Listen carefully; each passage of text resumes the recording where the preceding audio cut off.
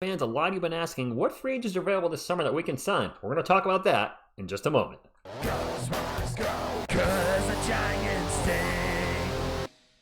What is up, San Antonio Spurs fans? Welcome to TSR Sports. Hey, hope you liked the new intro. It's short, but I think it came out pretty good. Anyway, came across an article from Air Alamo today. 7 free agents that they think the Spurs should go after in free agency. This is going to be kind of a reaction to, I know who number 7 is, so I can line everything up, but number 6 through 1, I have no idea. Maybe Tre Jones is on the list. Could Kawhi Leonard be on the list? I don't think we can afford him because this article points out our cap space, and it's not going to be a lot as much as we thought in the offseason. That being said, drop a comment down below. Any one of these 7 players you think would really help our Spurs? Hit the thumbs up to export the channel. Subscribe to be part of our wonderful San Antonio Spurs community. Let's get into it. The Spurs will have about $22 million in room and cap space if they don't re-sign Cedi Osman and if they let Devontae Graham walk, which they will. That's not a lot, Spurs fans. I thought we had a lot more than that. We don't. Anyway, who is number 7? Royce ONeal. And some of these players, I might not know a whole lot about them. I watch our Spurs. Anything outside the Spurs, I don't really pay attention to anymore. So Royce ONeal will help us defensively. He's a 3D player from looking at what they're saying here. Shoots 38% from beyond the arc. 6'4" wing. When I look at our Spurs, what do we really need in the starting lineup? We certainly could use floor spacing and we could use defense. Julian Champagnie is going to be replaced in the offseason if he's not already, with Malachi Branham jumping into the starting lineup. And then I got to think point guard is a spot they're going to upgrade here. So Royce ONeal, not a player I know a lot about. So what do? Well, I go to Basketball Reference. And when I see players that shoot under 40% for the year, that is immediately a red flag. That being said, he does shoot extremely well. Well, not extremely well. He shoots very well and consistent from beyond the arc. Look at that. 38%, around 38, 38, around 39, 39, 37. So I'll give him credit. He is an amazingly consistent player from beyond the arc. Is that something that can really help us? I guess we could get him on the cheap and have him as a backup. Certainly be open to Royce ONeal. But that one doesn't really move the needle for me. So let's get into number 2. DeAnthony Melton from this Philadelphia 76ers. All right. Embiid is the only player with the guaranteed contract for the 2024 season on there, but really just a one player?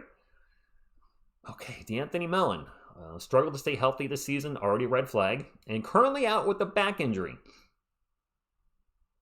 Okay, strong defender though, capable of handling the ball, making plays, getting a bucket. Team on pace to make the playoffs for the 4th straight year. Okay. Would solve some of the Spurs' biggest issues. Career 37% three-point shooter. He's only 25, so he is young. So he's a plus shooter, defender, and playmaker.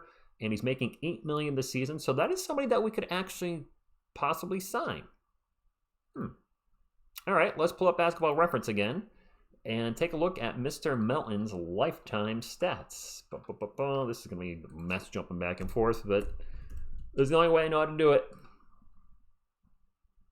DeAnthony Melton, out with the back injury. Here's his per game. Can you guys see it on my end? You can mostly see it. Okay. My big old head's blocking. Let me move that ad. Okay. So he is young. Another guy that shoots sub 40% from the field, but a good three-point shooter. Doesn't turn the ball over much. Double-digit scoring the last few years. This is a player that certainly could help our depth, but this is another player I see being on the bench. Would he be a starter, Spurs fans? I've seen him play. I know who he is, but off the top of my head, I can't see if this is a player that would help us immediately or if he would just go to the bench. He does seem to be a solid defender looking at his steals per game in the minutes that he's been given. So 1.4 steals in 23 minutes is pretty solid. So far, neither of these guys is moving the needle. And to be honest with you, I know the players, but I don't know their games because I don't watch these opposing teams. So I'm looking at some feedback from you too. You guys are really going to help me out here. Did anybody so far move the needle for you? Or are you seeing guys that would just be bench players at the moment? To the next. Kyle, what? I don't have to look him up. We know who that is. Slow-mo, what's up? Kyle Anderson. Would you want to see Kyle Anderson come back to the San Antonio Spurs? I did not expect him to be on this list. He's in the last year of his unrestricted free agency. And would we want to return? Let's see. Expected to make about $10 million next year. Slow-mo, back in the starting lineup. How old is Kyle Anderson? When was he drafted? 2014, so 10 years ago. He's got to be, what, around 30, 31?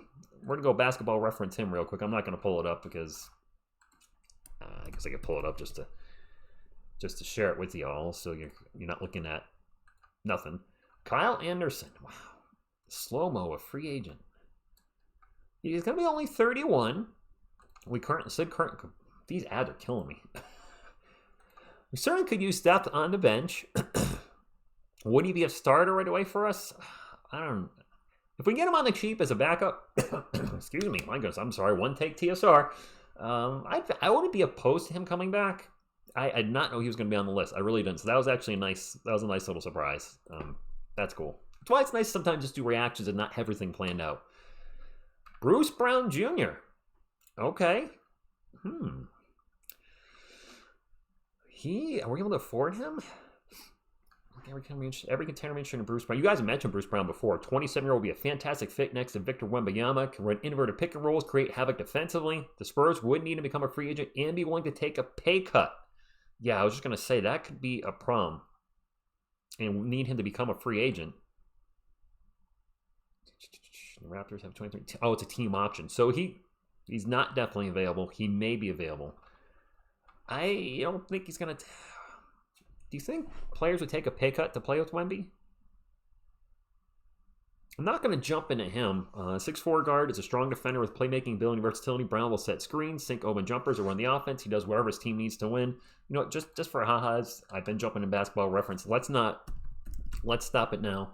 Bruce Brown, downtown Bruce Brown, where are you at? There's a lot of Brown names in the league, so I need to actually spell his name right. Oh my gosh, TSR. Embarrassing yourself. Brew Brown! Oh my gosh, TSR, you can't type. Bruce Brown. I put every name in there except for the correct name. Bruce Brown Jr. to be exact. Missed his last game against the New Orleans. All right, so fine. This Anthony Edwards ad is coming up every single time I go to the website on the right. All right, Bruce Brown. Okay. Why does your per game looks different than mine?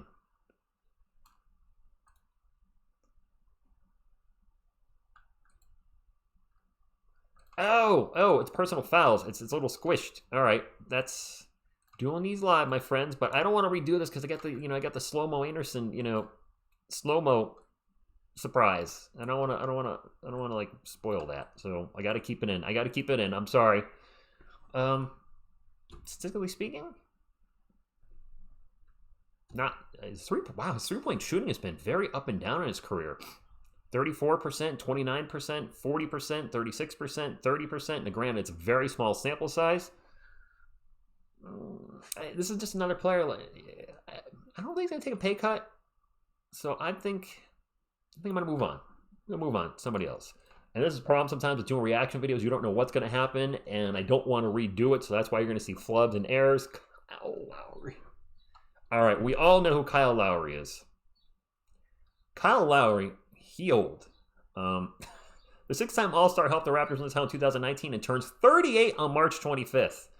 If he decides to continue his career, he'll have multiple suitors and free agency. Could the Spurs convince him to come to San Antonio to set up Wemby?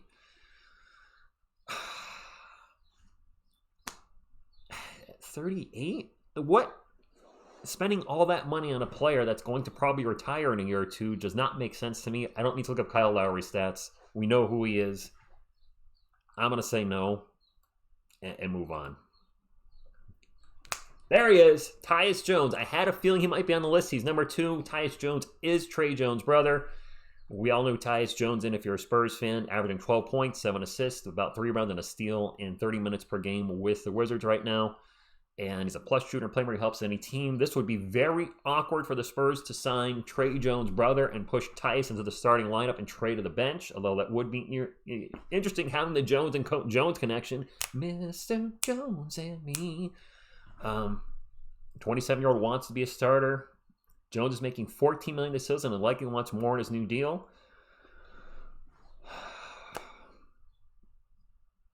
Now this is an interesting one. Tre Jones' brother to take his spot in the starting lineup. I will pull up Basketball Reference because we've been doing that, except for Kyle Lowry because that was future Hall of Famer. I think it's his career. There's a lot of Jones in the league too, so I'm going to just isolate this at Tyus Jones. All right, Tyus. He's 6'1", so he does not help the size issues. Go figure, because he's the same height of his brother. Let me pull up the Basketball Reference stats. You can see what he's done in his career. I hate this ad. I hate this ad. I hate it. Anthony Edwards, keep losing track of time. You're making me lose track of my spot.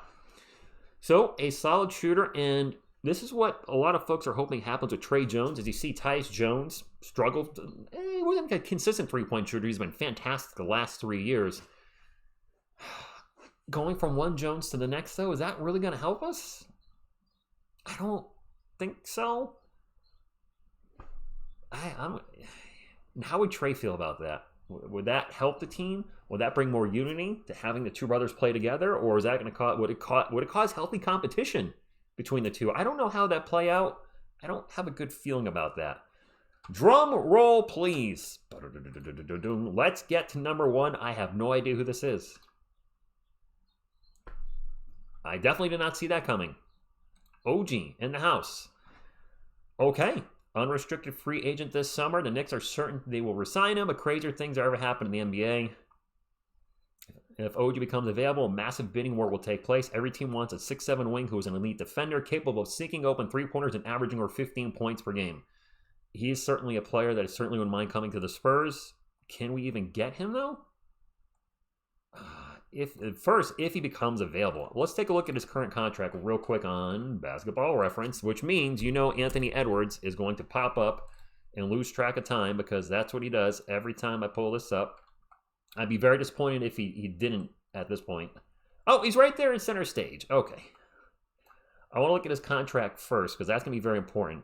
OG right now, and I'm sorry if this is not lined up, is making $17 million.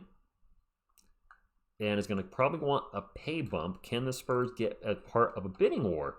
So he would essentially take Julian Champagne's spot in the starting lineup. And he's a much more efficient scorer, a better defender.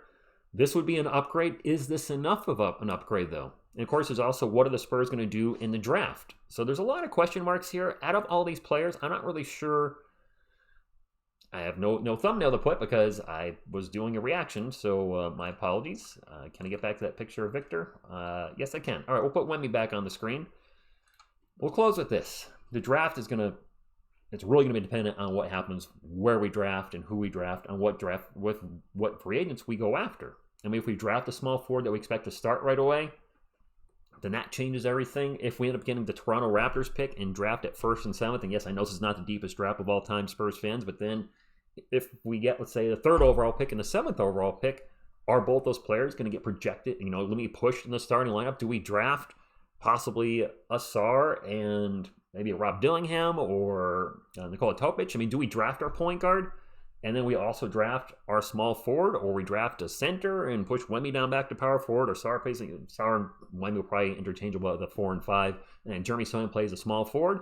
A lot of question marks. I don't think anything happens at all, clearly, because the draft, I think, is before free agency, but I think the draft is going to really change what happens in free agency for the Spurs, because we could end up drafting 2 guys we think are going to be starters, and if you're taking 2 guys in the top 7 or top 8, pipe dream if we get the Raptors pick. I know you guys say you would rather hold it for last year, but what if the Raptors aren't a lottery team, and then blah, blah, blah, blah. The draft, I think, is going to be really, the draft will dictate, that's what we're looking for. Draft will dictate what the Spurs do moving forward in free agency. So that's all I got. My apologies if this was a little bit all over the place. This was a live reaction. I just wanted to kind of keep it real, and after I saw slow-mo on there and was having a little technical troubles, I did not want to go back and do it over, because then my reaction would not be real. One thing I never want to do on this channel is have a fake me up on here. So out of those 7, anybody in particular you'd want? I don't know. We'll see what happens. Got a great time to be a Spurs fan. We play the Rockets tonight. We'll be live for that. I thank you all for tuning in, and as always, go Spurs go. New outro.